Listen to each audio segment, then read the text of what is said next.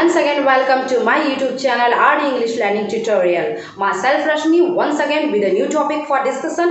In my previous class I have discussed about how to use verb be, been and being in speaking language. And in today's topic I am going to discuss about the use of modal auxiliary, how we can use modal auxiliary while speaking in English. So without any delay, let's start the topic now. So let's start now. Please look at the board. First I am going to tell you what's the use of can. Can का क्या use है, सबसे पहले हम आपको ये explain करने जा रहे हैं. The word, the modal auxiliary can is used to express the ability. What types of ability? Mental, physical and circumstantial. Can word जो है वो एबिलिटी शो करता है. एबिलिटी किसी भी टाइप की हो सकती है, मेंटल, फिजिकल और सर्कमस्टेंशियल. ऐसे एबिलिटीज को एक्सप्रेस करने के लिए आप कैन वर्ड का यूज करते हैं. कैन जो है वो अपने साथ V1 रखता है, वर्ब इन फर्स्ट फॉर्म रखता है. इसके कुछ एग्जांपल हम अभी ब्लैक बोर्ड पे देखते हैं. So let's watch. Ritika can remember the poem. Ritika poem याद कर सकती है means what? She is able to learn the poem. She is able to remember the poem. It means Ritika के अंदर एबिलिटी है, इतनी कैपेसिटी है कि वो पोयम लर्न कर सकती है. तो आपका first one example can related to can है और ये शो कर रहा है कि इसमें एबिलिटी है. तो जब आपको ऐसे सेंटेंसेस स्पीक करने हो जिसमें हिंदी की एंडिंग जो है, एंडिंग हिंदी वर्डिंग जो है वो सकता है, सकती है आए, इट मीन्स उसमें एबिलिटी शो हो रही है और आप उसमें कैन का यूज कर सकते हैं. और can always use with first form. Care on that please. हमेशा कैन को V1 के साथ ही यूज करिएगा. इसका example Ritika can remember the poem. It means Ritika is able to remember the poem. Now second one example. Let's see second one example. You can call me on this number means यहाँ पे can जो है वो permission भी show कर रहा है और एबिलिटी भी शो कर रहा है. Means you are able to call me और you can say you are allowed to call me. आप कह सकते हैं कि आप जो है फ़ोन करने की एबिलिटी रखते हैं, आप मुझे कॉल कर सकते हैं. और you can say you are allowed to call me, आप अलाउड है मुझे कॉल करने के लिए. ये दोनों सेंस यहाँ पे दे रहा है. You can call me on this number. Now third one example. I can see that you are tired means I am able to see. I am able to see that you are tired. The third one example also express ability. Ability means what? What types of ability? Physical ability. If I can see, it's my physical ability. Means I can see that you are tired. It means I am able to see that you are tired. So such examples which are based on the word can, ये can को use करके ये sentences create किए गए हैं. और ऐसे sentences you can also create, आप भी क्रिएट कर सकते हैं. Only you have to focus on that sentence should have the mean of ability. Ability may be about physical, mental और सर्कमस्टेंशियल, डजंट मैटर. ऐसा कोई बात नहीं है कि आप क्या किस टाइप की एबिलिटी ले रहे हैं. एबिलिटी मेंटल भी हो सकती है, फिजिकल भी हो सकती है, सर्कमस्टेंशियल भी हो सकती है. That's depend on you. बस आपको फोकस करना है कि एबिलिटी हो. समवॉट परमिशन भी आ सकता है इसके अंतर्गत. आप थोड़े बहुत परमिशन के सेंटेंसेस भी, बट प्योर परमिशन के सेंटेंसेस आप में से बनाएंगे, कैन से नहीं. थोड़ी बहुत अगर परमिशन की बात है, थोड़ा बहुत सेंस अगर आ रहा है तो आप कैन से क्रिएट कर सकते हैं. बट स्पेशली कैन का फोकस जो है वो एबिलिटी पर है. एबिलिटी वाले सेंटेंसेस को इसके थ्रू आप क्रिएट करिए. सो ये रहा कैन का यूज. ये प्रेजेंट है और कुड इसका पास्ट है. So now let's start. What's the use of could in speaking English? Speaking English में could का यूज हम कैसे करेंगे, आइए ये देखते हैं. कैन का यूज तो आपने प्रेजेंट सेंस में किया है, अब could का यूज हम पास्ट सेंस में करेंगे. ना could हिंदी वर्डिंग आपको प्रोवाइड कर सकता है. सकता था, सका, सकी, सके, बट ये फिक्स हिंदी वर्डिंग नहीं है. अकॉर्डिंग सिचुएशन हिंदी वर्डिंग कुछ भी आ सकती है, but sense will not be change. Sense आपको वॉच करना है, हिंदी वर्डिंग नहीं. Hindi wording according to situation कुछ भी चेंज हो सकती है, बट सेंस उसका चेंज नहीं हो सकता. आपको सेंस अकॉर्डिंग स्पीक करना है, हिंदी वर्डिंग अकॉर्डिंग स्पीकिंग नहीं करनी है. तो आप सेंस अकॉर्डिंग जाएंगे. सेंस ये भी दे रहा है, same sense of can. Ability in past, that was ability in present. Can के यूज में क्या था? Ability in present, but in could the ability in past. तो एबिलिटी इन पास्ट है ये. इसके एग्जाम्पल में हम एबिलिटी इन पास्ट को देखते हैं. Ability in past What's the ability in past? He could not answer my question. Means he was not able to answer my question. He could not answer my question. Could not answer means he was not able. And he cannot answer means he is not able to answer. आपको ये difference जरूर maintain करना है कि आप present talking कर रहे हो या पास्ट में टॉकिंग कर रहे हैं। आप किस जो है किस वे में जाके टॉकिंग कर रहे हैं ये आपके ऊपर डिपेंड करता है। And according to that you will choose can और कुड। आप उसके अकॉर्डिंग ही कैन या कुड को चूज करेंगे। तो पास्ट में यदि टॉकिंग आपकी एबिलिटी के लिए हो रही है तो आप कुड का यूज करेंगे। Example, one of the example written here, he could not answer my question means he was not able to answer my question. तो ये कुड हो गया। अगर ये आप प्रेजेंट के थ्रू स्पीक करते तो कुड को रिप्लेस करके आप कैन यूज कर देते means he can not answer of my question, ये हो जाता। Now could is also used for somewhat possibility.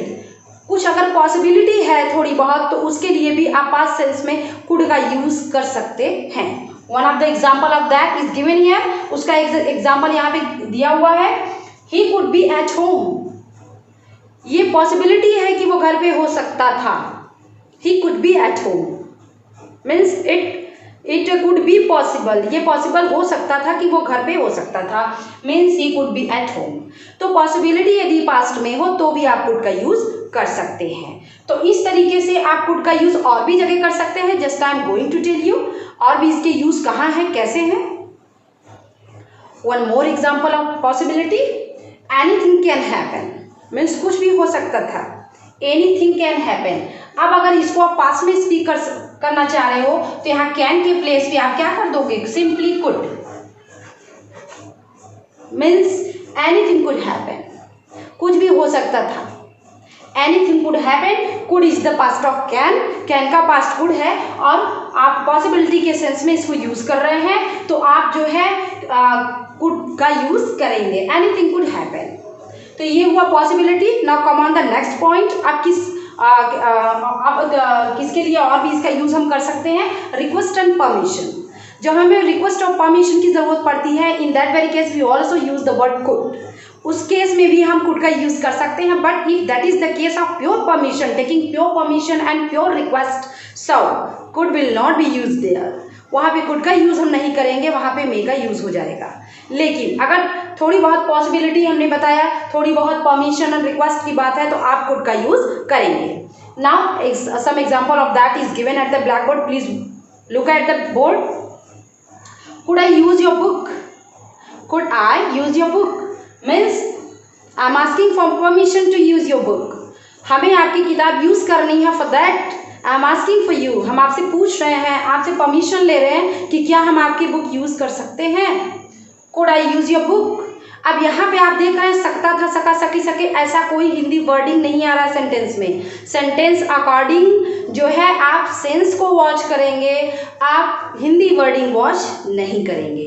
तो यहाँ पे सेंस क्या निकल रहा है, इसमें सेंस है कि आप उनसे परमिशन ले रहे हो उनकी बुक यूज करने के लिए। Could I use your book. तो ऐसे केसेस में भी हम कुड का यूज करते हैं। Now second example of that, could we go now? Could we go now? क्या हम जा सकते हैं? Could we go now means asking for permission. Once again asking for permission. फिर से एक बार परमिशन पूछा जा रहा है कि क्या हम जा सकते हैं। Now next example and last example of that, could I help you? क्या मैं आपकी कोई मदद कर सकता हूँ? Could I help you? तो इस टाइप से सेंटेंसेस जो हैं, जो विनम्रता लिए हुए हैं, जो परमिशन लेते हैं, ऐसे सेंटेंसेस को भी आप कुड के थ्रू स्पीक कर सकते हैं। तो ये रहा कुड का यूज और कैन का यूज। अब आप बस इतना ध्यान रखिएगा, only you need to focus on the point that can is for the present and could is for the past. और किन किन सेंसेस में यूज होगा, I have just told you कि सेंस जो है वह एबिलिटी का हो सकता है। Ability stand for physical, mental and circumstances and also possibility, वो पॉसिबिलिटी में भी हो सकता है। And also for request and permission, request और परमिशन के सेंस में भी आप कुड का यूज, कैन का यूज कर सकते हैं। सो विद दिस कैन और कुड का यूज जो है फिनिश हुआ। अब हम आइए डिस्कस करते हैं मॉडल ऑक्सिलरी में एक दूसरी मॉडल ऑक्सिलरी मे का। मे का यूज आप कहाँ कहाँ किन किन सेंसेस में करते हैं, आइए हम उस पर फोकस करते हैं। So let's start now. So can और कुड को क्लियर करने के बाद आइए जानते हैं मे का क्या यूज़ है सेंटेंस में। मे के थ्रू हम सेंटेंसेस कैसे क्रिएट करके स्पीक कर सकते हैं। So now let's start. Use of may. As we know that may is use for the different senses. ये डिफरेंट सेंसेस के लिए यूज होता है। Sense of possibility, sense of permission, sense of request and sense of wish. तो ऐसे cases में आप मे का यूज करते हैं। Means it means the model auxiliary may is used frequently in case of possibility, permission, request and wish. Now देखते हैं कि वो पॉसिबिलिटी, परमिशन, रिक्वेस्ट और विश के क्या एग्जाम्पल है जिनके थ्रू आपको मे का यूज क्लियर हो जाता है। Now few examples are given here, please look at the board. The sun may come out today. It means it's a possibility, it's not clarity, it's not fix that sun may come out today. आज sun out होंगे, it means आज सूर्य उदय होगा, ये fix नहीं है। It's a possibility, ये संभावना जताई जा रही है कि आज सूर्य उदय हो सकते हैं। It's a possibility, so in that case use may. आप इस केस में मे का यूज करेंगे।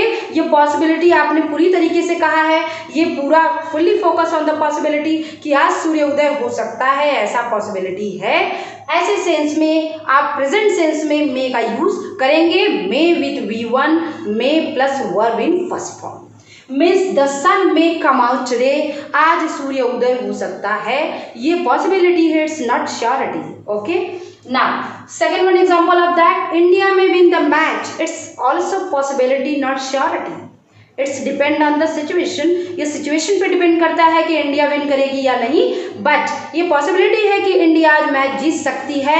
And it can also be wish, your wish, ये आपकी विश भी हो सकती है कि इंडिया आज मैच जीत सकती है, ये आपकी विश भी हो सकती है, ये पॉसिबिलिटी भी हो सकती है। ये दोनों सेंस इसमें छुपे हुए हैं। आप इसको दोनों सेंस से किसी भी सेंस के थ्रू इसको स्पीक कर सकते हैं। India may win the match, आज भारत मैच जीत सकता है, ये पॉसिबिलिटी भी हो सकती है और ये विश भी हो सकता है। Now next one example that is related to permission. May I sit beside you. क्या मैं आपके बगल बैठ सकता हूँ, means permit me to sit beside you. मुझे परमिशन दीजिए कि मैं आपके बगल बैठ जाऊं। ये परमिशन का सेंटेंस है। May I sit beside you, क्या मैं आपके बगल बैठ सकता हूँ, means am I allowed to sit beside you. क्या मैं आपके बगल बैठने की अनुमति पा रहा हूँ, क्या आप मुझे अनुमति दे रहे हैं। ऐसे सेंसेस में आप मे का यूज करेंगे। Now may I come in please. हमेशा देखते हैं आप जब भी क्लास में इंटर करते हैं, जब भी कोई कैंडिडेट किसी ऑफिस में एंट्री करता है या आप कहीं पर भी एंट्री ले रहे हैं तो आपको वहाँ पे परमिशन लेनी होती है। आपको पूछना पड़ता है कि क्या आप अंदर आ सकते हैं या नहीं। इन हिंदी आप पूछते हैं सर क्या मैं अंदर आ सकता हूँ, और इन इंग्लिश आप मे का यूज करके इस सेंटेंस को क्रिएट करते हैं, मे I come in please.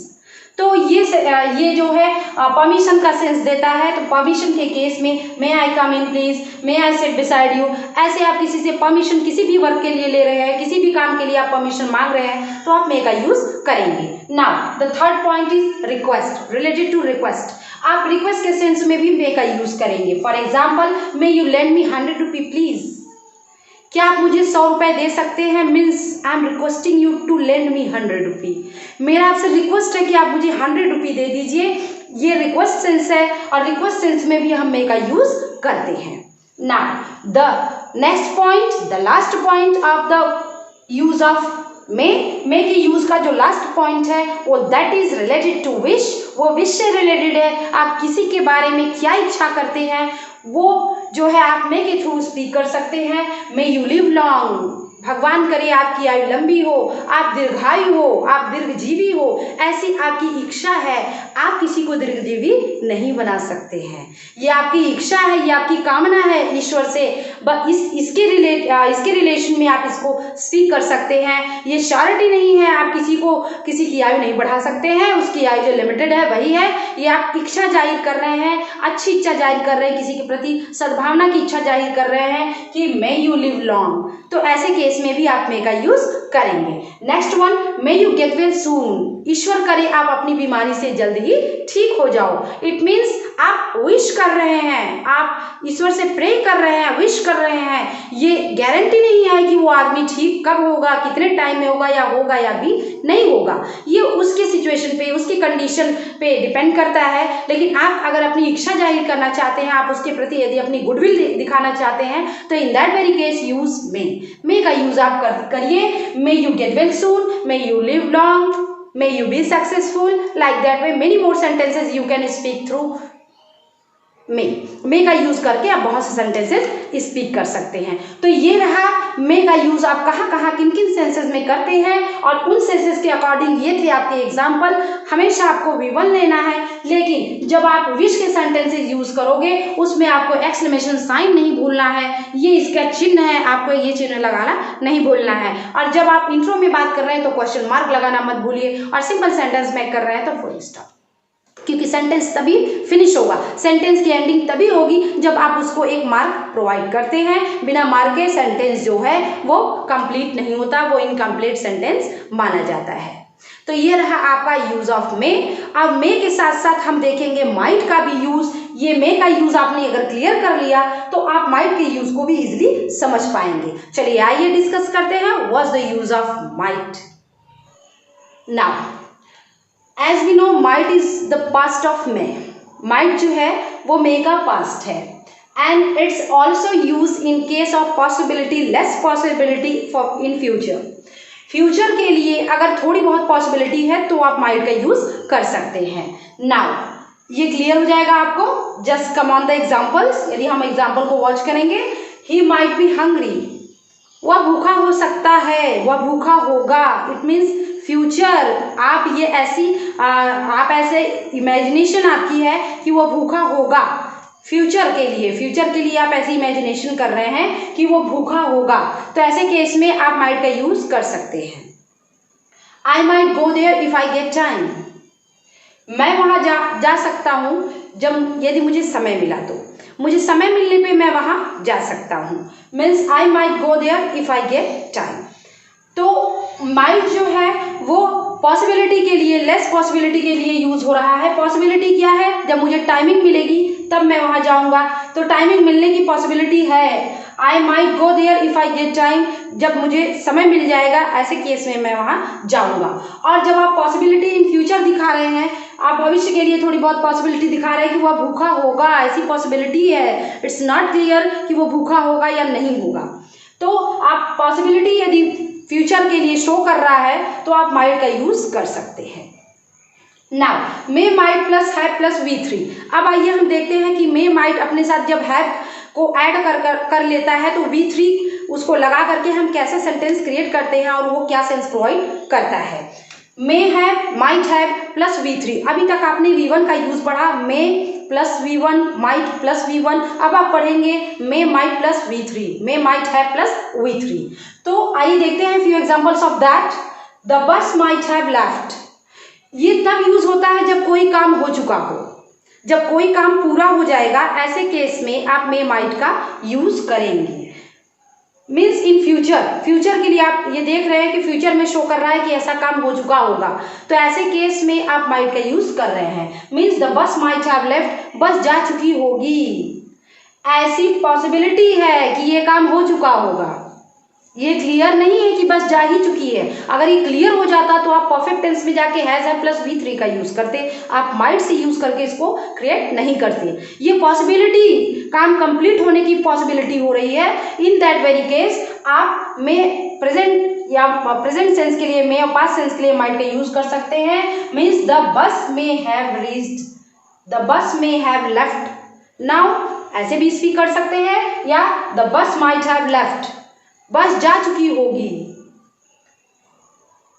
Now next example of that, he might have reached there by now, वो अभी तक वहां पहुंच भी चुका होगा, ऐसी पॉसिबिलिटी है। ये क्लियरिटी नहीं है।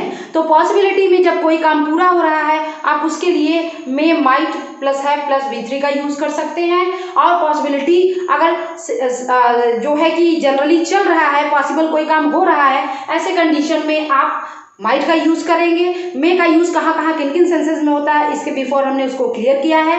तो ये रहा हमारा use of may and might, और साथ साथ में माइट प्लस है प्लस V3 का भी यूज हमने आपको क्लियर किया है इन एग्जाम्पल के थ्रू। आप चाहें तो आप एक स्क्रीनशॉट ले सकते हैं इसका, ताकि आप आगे जो है इसको अच्छे से आपको हेल्पफुल हो सके, आप इसको समझ सकिए और इसके थ्रू सेंटेंसेस मेकिंग कर लीजिए। ओके, तो आप ये स्क्रीनशॉट लेना चाहिए तो ले लीजिए। अब हम आपको अगला यूज बताने जा रहे हैं, यूज ऑफ शुड। शुड का यूज कहाँ और कैसे करते हैं। आइए देखते हैं शुड का यूज हम कहाँ कैसे सेंटेंस मेकिंग में करते हैं। शुड जो है वो specially used for advice and duty. Duty stand for, duty means duty should be moral, social, religious, national, any type of duty. किसी भी तरीके की ड्यूटी हो सकती है। ड्यूटी मॉरल भी हो सकती है, ड्यूटी सोशल हो सकती है, ड्यूटी रिलीजियस हो सकती है और ड्यूटी नेशनल भी हो सकती है। किसी भी टाइप की ड्यूटी, किसी भी ड्यूटी के सेंस में किसी भी टाइप की ड्यूटी हो, प्लस आप किसी को एडवाइस प्रोवाइड कर रहे हैं, ऐसे भी सेंस में आप शुड का यूज कर सकते हैं। शुड जो है V1 के साथ यूज होता है, वर्ब इन फर्स्ट फॉर्म, और ये हिंदी सेंस देता है चाहिए। तो आइए कुछ एग्जांपल्स देखते हैं जिनके थ्रू आपको यूज ऑफ शुड क्लियर हो जाएगा। Everybody should walk in the morning. हर किसी को सुबह में टहलना चाहिए। चाहिए हिंदी वर्डिंग आ रही है इसकी फिक्स हिंदी वर्डिंग होती है चाहिए। So everybody should walk in the morning. हर किसी को सुबह में टहलना चाहिए। We should always speak the truth. ये हमारी मॉरल ड्यूटी है कि हमें हमेशा जो है सत्य बोलना चाहिए। Voters should cast their vote. ये नेशनल ड्यूटी है कि वोटर्स को, मतदाताओं को अपना मत जरूर देना चाहिए, मतदाताओं को वोट जरूर देना चाहिए। ये उनकी नेशनल ड्यूटी हुई। तो इस तरीके से किसी भी टाइप की ड्यूटी प्लस किसी को एडवाइस प्रोवाइड करते समय, जैसे अगर आप एडवाइस के सेंटेंसेस दे रहे हैं तो फर्स्ट वन आपका एडवाइस सेंटेंस है everybody should walk in the morning. हर किसी को सुबह में टहलना चाहिए। तुम्हें 2 घंटे किताबें पढ़नी चाहिए। तो you should read 2 hours book daily. तो इस तरीके से आप किसी को एडवाइस प्रोवाइड करने के सेंस में आप शुड का यूज कर सकते हैं। एंड ऑल्सो ड्यूटी कौन कौन सी ड्यूटी होती है, just I describe. Duty should be moral. Duty moral भी हो सकती है, it may be moral, it may be social, national, किसी भी टाइप की ड्यूटी हो सकती है। तो आप ड्यूटी के सेंस में शुड का यूज करते हैं। V1 आपको यूज करना है, इस बात का आप ध्यान रखेंगे। आइए देखते हैं शुड हैव। शुड हैव जब हम यूज करते हैं तो इसका हिंदी सेंस आ जाता है चाहिए था। वो चाहिए ओनली प्रेजेंट, और इसी का पास्ट है शुड। शुड का हिंदी सेंस हो जाता है चाहिए था। ये शुड अपने साथ हैव को ऐड कर लेता है जब आपको चाहिए था में स्पीक करना है।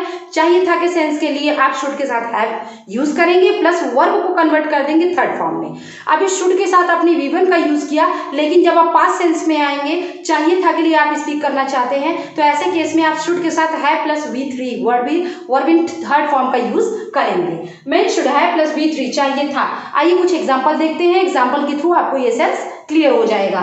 You should have gone. तुम्हें जाना चाहिए था। You should have come by train. Have gone means should have V3। Should have V3।